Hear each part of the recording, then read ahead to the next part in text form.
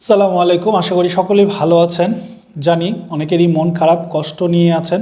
তারপরও আপনাদের সাথে কিছু কথা শেয়ার করি যে আমরা উসমান হাদি সম্পর্কে যেই বিষয়গুলো এখনও আপনি অজানা বা জানেন না। উসমান হাদি স্কুলে লেখাপড়া করেননি, মাদ্রাসা থেকে তিনি আলিম পাশ করেছেন। দাখিল পঞ্চম এবং অষ্টম শ্রেণীতে তিনি ট্যালেন্ট ফুলে বৃত্তি পেয়েছিলেন।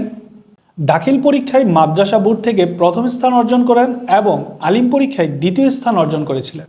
তিনি মিশরের আল আজহার বিশ্ববিদ্যালয়ে এবং অস্ট্রেলিয়ার সিডনি বিশ্ববিদ্যালয়ে স্কলারশিপ পেয়েছিলেন। কিন্তু দেশপ্রেম উজ্জীবিত হাদি ভর্তি হয়েছিলেন আমাদের ঢাকা বিশ্ববিদ্যালয়ে। তিনি পলিটিক্যাল সায়েন্সে ঢাকা বিশ্ববিদ্যালয়ে ভর্তি হয়ে এখান থেকে অনার্স এবং মাস্টার্স শেষ করেন। তিনি ইংল্যান্ডের একটি বিশ্ববিদ্যালয় থেকেও শিক্ষকতায় নিয়োগপ্রাপ্ত হন, কিন্তু কিছুদিন সেখানে শিক্ষকতা করার পর দেশের টানেই দেশে ফিরে আসে। দেশের একটা প্রাইভেট বিশ্ববিদ্যালয়ে তিনি খণ্ডকালীন শিক্ষকতা করতেন এবং সেই সাথে একটা ইংরেজি শিক্ষা প্রতিষ্ঠানেও শিক্ষকতা করতেন। ছোটবেলা থেকে অত্যন্ত মেধাবী এবং সুন্দর ব্যবহারের কারণে মেয়েরা তার প্রতি আকৃষ্ট হতেন এবং তিনি পারিবারিক সিদ্ধান্তে বিবাহ করেন এবং তার ঘরে একটি সন্তান রয়েছে। হাদি কখনো ছাত্রলীগ, ছাত্র দল, ছাত্র শিবির বা ছাত্র ইউনিয়নের মতো কোনো রাজনৈতিক দলের সাথে সংযুক্ত ছিলেন না, কারণ তিনি মনে করতেন ছাত্র রাজনীতি করা মানে কারো কোনো দলের তুষামোদী করা। তাই তিনি ছাত্র রাজনীতিকে ঘৃণা করতেন এবং তিনি ছিলেন একজন খাঁটি দেশপ্রেমী। হাদির মুখে সবসময় হাসি লেগেই থাকতো, কখনোই কারোর সাথে খারাপ ব্যবহার করতেন না এবং সবসময় তিনি যখন কথা বলতেন খুবই বিনয়ী এবং হাসি দিয়ে কথা বলতেন এবং কারো মনে কোনো আঘাত না লাগে সেই ব্যাপারেও তিনি সচেতন থাকতেন।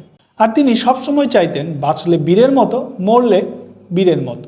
আর তিনি এই চেতনাবোধ তার বন্ধুদের মধ্যেও ছড়িয়ে দিয়েছিলেন এবং তিনি নিজেও সেটা খুব কঠোরভাবে ফলো করতেন, যেন আল্লাহ পাক তাকে বীরের মতো এই দুনিয়া থেকে বিদায় দিয়ে নিয়ে যান। এবং তিনি বলতেন, যখন আমি রাজপথে থাকবো আল্লাহ যেন আমাকে শহীদি মৃত্যু দান করেন এবং আমি হাসতে হাসতে যেন আল্লাহর কাছে চলে যেতে পারি।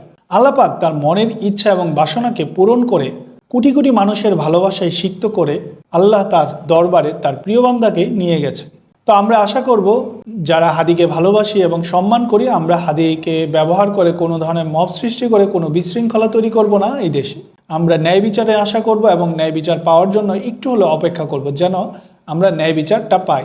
আল্লাহ যেন সকলকে ধৈর্য ধরার তৌফিক দান করেন এবং তাদের পরিবারকে ভালো থাকার সুযোগ তৈরি করে দেন।